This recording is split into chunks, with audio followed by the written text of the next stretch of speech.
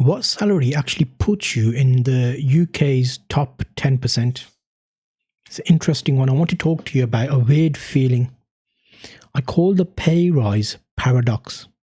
It's the amount when you finally get the salary you dreamed of 5 years ago, but you realize, I don't feel any richer. In fact, I feel more behind than ever. Why? Because guess what? Your income goes up. Your comparison group changes. Today we're stripping away the filters. I've got the 2026 HMRC and honours data. We're going to find out exactly where your paycheck sits on the UK ladder. And I promise you,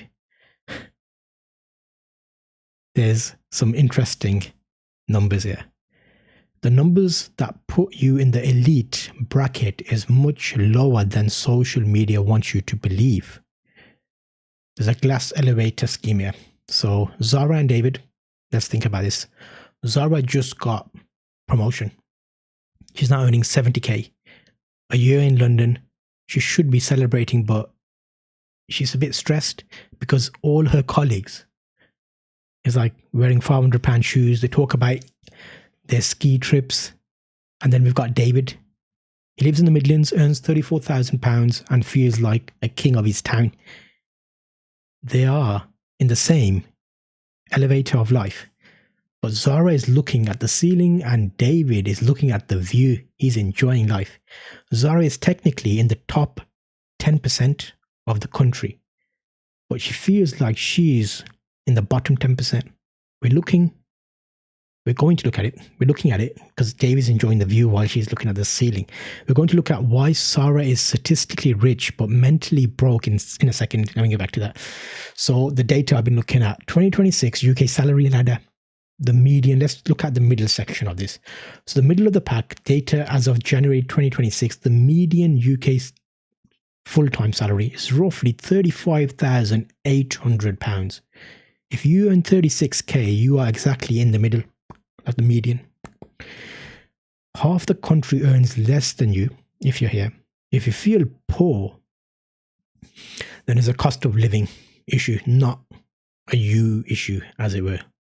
So if the top 25%, the comfort zone, if we're in there, what's that looking like? To be in the top quarter of earners, you need to be hitting roughly £48,000. Score. This is where most people start to feel stable. But it's also where lifestyle creep starts to eat your soul, mate. What about the 10%, the elite threshold? So to be in the top 10% of the UK taxpayers in 2026, you need to earn £66,500. Think about that. If you earn £67,000, you're more successful than 90% of the working population. You are an outlier, mate. You're enjoying it. If you don't feel like if you don't feel like that, then it's because you're spending your time looking at the 9% above you. You're not looking down at 90% below you, you're looking at the 9% above you. The data, the statistical anomalies, because in the top 1%, if you do look above, this starts at roughly £182,000. This group is so small, it shouldn't even be your benchmark. Comparing life to 1% is like comparing about global numbers. We care about the person in the next office. Like, think about Zara. 70k. She's miserable because her local hero earns 200k. But then we've got David earning 34k and he's like happy as Larry is because he's a local hero earning more than the other guy who's earning 28. It's all relative. If you're earning more than the person you think you're doing all right. The quicker way to get a mental pay rise isn't to work harder. You stop hanging out with the people who treat £100 dinners like a quick snack. If you're being judged by a scorecard you didn't agree by, you don't need to be in that game, mate. Now, I think this is going to be an interesting arena now. We do this all the time throughout life. And looking at these different parts, because it's basically the median, you're looking at middle-ish, 35,800. You've got top 25%, the comfort zone, £48,000. You've got the elite threshold, which is £66,500. And then you've got the top 1% is £182,000. Where do you sit in that? If you're sitting smack bang in the middle, then you're in the middle. Are you comfortable? Do you look down and see what you've achieved? Do you look up and want to be better? Are you doing this working for someone else? Do you work for yourself? Have you thought about working for yourself? Could this change the entire game for you? I think there's a couple of key elements here that we need to understand. Because if you're going to be spending more money of the money you're earning and you don't have as much left over, we talk about this in the last episode of the series, you're just not saving. And if people around you are spending more and you have the pressure to spend more, then definitely need to reconsider, are you happy? Do you need to reevaluate what you're doing? Do you want to maybe think about the bigger picture? It's tough out there, people. It's tough. But let me get back to the Zara and David story. I started that starting. So Zara eventually realized that the 70k salary was being taxed by her ego. She was spending £2,000 a month just to look like she belonged in the group, the top 10%. So it comes back to my first episode where I was talking about the houses. Remember the iceberg house? You can look the part and not have, walk the walk, talk the talk, kind of springs to mind.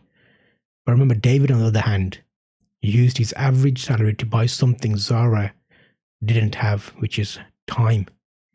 Your salary is just a number on a contract. Your wealth in the gap between what you actually earn and what you feel you need to be earning and the spending to impress people you don't even like, maybe. Stop looking at the ceiling of the elevator, Zara. If your name's Zara and you're watching this, oh my God, I'm sorry. I'm not, it's not aimed at you. It's just a random name I picked. Look at the view like David is. Enjoy it. The glass elevator is like a perfect example. But why they're both in a glass elevator, that is just shocking. Have you seen that? There's a video going around about the guys in the elevator. He looks down and it cracks, but it's actually a screen. So it's not really cracking, but yeah, very funny. You should check that out. Look at the view. Enjoy the view. I'm Zulf and this is the Money Scorecard. You've made it to episode 3. I'm glad you're here with me. We're going through these and I really wanted to give this a different perspective, give like a more deep dive in this season. Let me know how you're finding these seasons. It's a little bit different to my normal style. Next episode, I'm thinking about the net worth reality. How much the average person is actually worth. You got earnings, you've got savings, but how much are you actually worth? Is an interesting area I've been looking at recently, especially in 2026. And if this is your year for changing roles, you need to keep an eye on these. What's one question you're stuck on right now? Contact me on zulftalks.com. You could drop me a message on Insta or email me there. If you want, you could even put your answer below this episode in the comment section. I read through every single one and it helps me shape the shows. So it'll be good to hear from you.